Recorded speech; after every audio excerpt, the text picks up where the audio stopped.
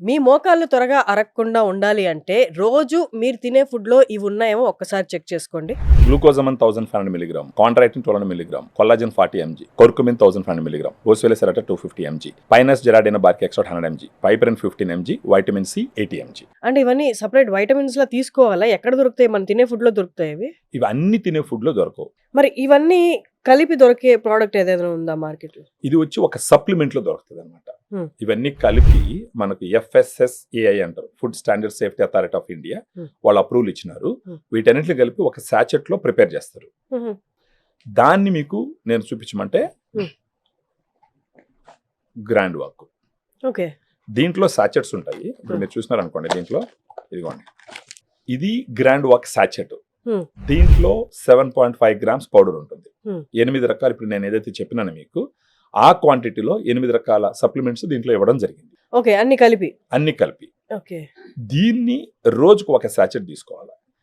ఉదయం గానీ మధ్యాహ్నం గానీ భోజనం తర్వాత. అంటే ఎవరు తీసుకోవాలి? మోకాళ్ళ నొప్పులు స్టార్ట్ అయిన వాళ్ళు, లేదంటే వెయిట్ ఎక్కువ ఉన్న వాళ్ళు, లేదా ఒక 40 దగ్గరకు వచ్చేసినారు, అప్పుడప్పుడు కూర్చొని లేస్తే నొప్పులు వస్తున్నాయి, మెట్లు ఎక్కితే నొప్పులు వస్తున్నాయి, ఉదయం లేసినప్పుడు మోకాళ్ళ నొప్పులు ఉన్నాయి, ఇలాంటి లక్షణాలన్నీ ఉన్నాయంటే అర్థం ఏంటంటే వాళ్ళకి గుజ్జు కరగడం మొదలు పెట్టిందని అర్థం.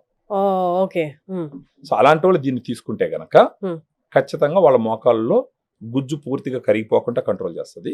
ఫర్దర్ గా గుజ్జు పెరుగుతుంది. సో ఇప్పుడు మోకాల గుజ్జు అరగకుండా, ఇవేమి నొప్పులు లేకుండా ఫ్యూచర్ లో అరగకుండా ఉండడానికి కూడా ఇవి తీసుకోవచ్చా? ఎవరికైతే మోకాళ్ళ మీద ఒత్తిడి ఎక్కువ పెట్టేటటువంటి పనిలో ఉన్నారో వాళ్ళు రాకపోయినా గానీ ప్రివెంటివ్ గా ఖచ్చితంగా తీసుకోవచ్చు. ఓకే. ఇది ఎలా తీసుకోవాలి?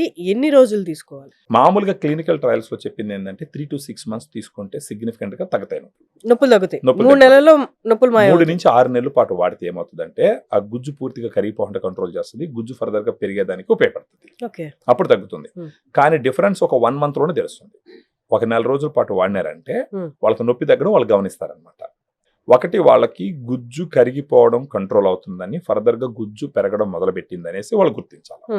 ఈ లోపల కొన్ని ఎక్సర్సైజెస్ తర్వాత వాళ్ళు కొంచెం డిసిప్లిన్ తీసుకొచ్చినారంటే అసలు మోకాళ్ళ మార్పిడి అవసరం లేకుండానే పోవచ్చు.